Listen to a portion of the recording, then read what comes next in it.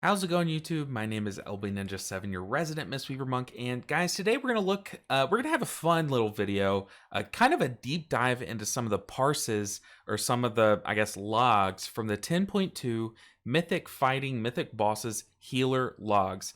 Now, I'll just go ahead and do a disclosure. This is not gonna be like a simp video over Swaggles, which is who Sharkfish is on these logs, but it kind of is. Okay, look, Swaggles, if you're watching this, props to you. You absolutely slammed, and you did a lot of stuff that I enjoy. So props to you. But for those of you who are not Swaggles, I apologize. I'm not swooning. I'm not. It's just, look at this. I mean, so much more HP5 or HP5. I've been playing too much of my MOBA, but HPS than anyone else. I mean, over like about 50,000 more than the next highest in Holy Paladin and Preservation Evoker. And this is post nerf, by the way. So for those of you who don't know, we just received on this last week of testing, we received a nerf to our Cloud of Focus. So there's been some shakeups in some builds. Not really. I mean, the top build is still the top build, but there have been some discussions or some testing around some of the other builds, namely the Ancient Teachings Chiji build. I personally tested that a lot more this week than I have in the past, but for the most part, the Cloud of Focus build was still dominating. And you'll see here, if we open this top log on Agira, which is a hard fight. I mean, a super bursty, difficult fight. You'll see here, they are still running Cloud of Focus. They're still running that same similar build.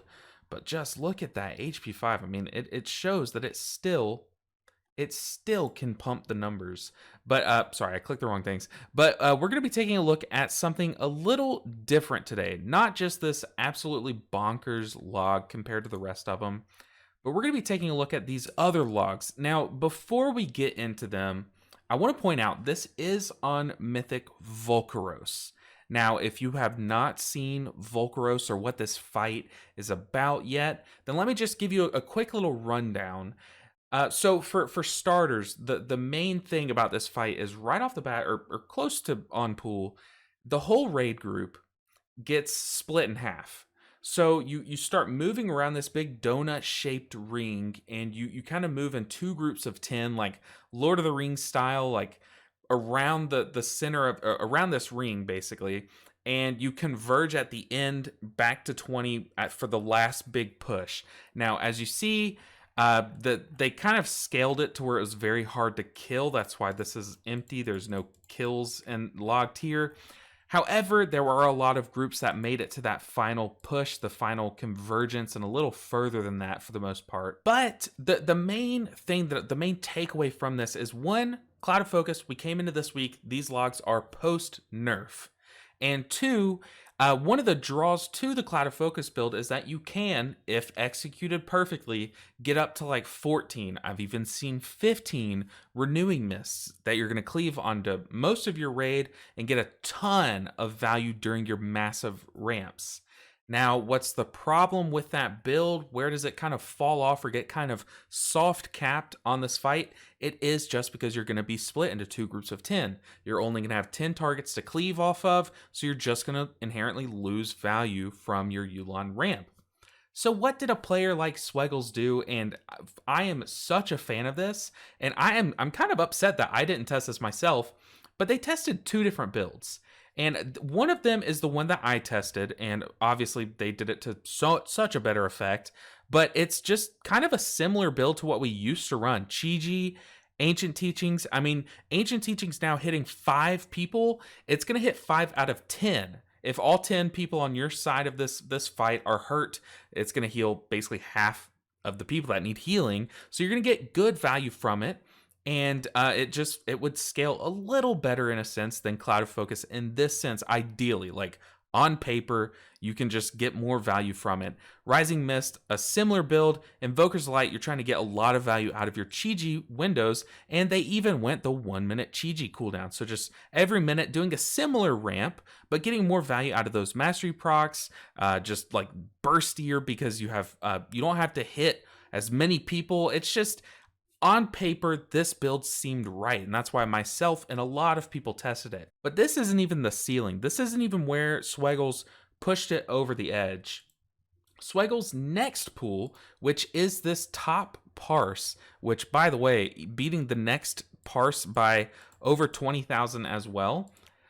This next Parse is kind of where it gets insane, and the spice that Swaggles brought in is so genius. And hold on, before we do this, if I have not done a disclaimer yet, I want to say this is pretty fight specific, and it's just because of that main mechanic of splitting into 2 groups of 10 and just having less people to heal. Like if a raid fight, if you're in heroic and you only have 10 people in your group, sure, this build might work just as well. But this fight specifically is why this build was very good. I mean, I'm not going to say dominant because I don't know how much they tested outside of this build, but they went Tear of Mourning, and then on top of that, they went Veil of Pride. Since you're in a 5-man or a 10-man stack and you have less people to hit, the Veil of Pride is honestly so good. I mean, you're going to be getting the fully powered Sheilun's gift more often. You're going to miss out on the Shao's Lessons buffs, but when you don't have those sky high ramps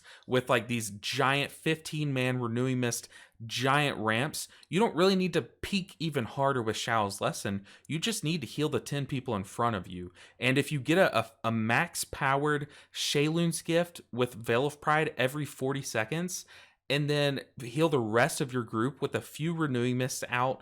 Now that you're kind of soft capped on your Renewing Mist cleaving with Invigorating Mist now beyond 5 allies, and you just get a lot more value out of your Cloud of Focus. I mean, this build works so well. And then the spice, the heavy spice is Tear of Mourning. Now, Tear of Mourning kind of works double fold. Now, obviously, you're missing out on Rising Mist, which just as a whole is our best talent. I mean, it just is our best talent because it extends your hots.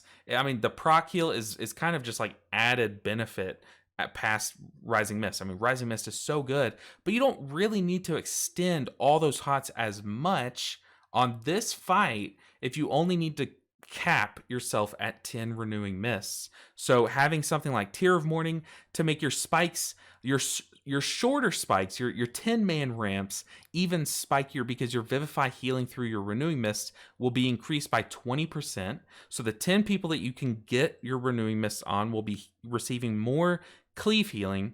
And then on top of that, your enveloping mists are also going to cleave for 20% of their healing. So if you get a nice yulon ramp and are able to get those 10 renewing mists out, you can't extend them, sure, but those enveloping mists are going to be just pounding healing onto all 10 of those people, because they're going to have some rapid diffusion procs on them. Ideally, you're still going to have some normal renewing mists coming in there. But like I said, you won't have those longer ramps. You're going to have a shorter spike on those 10 people, and this build is sick. Now, it's builds like these that make me love Mistweaver. I know that this build it will not perform the same in, a normal standard 20-man fight, but it just goes to show that there is flexibility in our talent tree, and there are some more options. And I know that a lot of people do not like the fact that Cloud of Focus has now been kind of pushed back a step.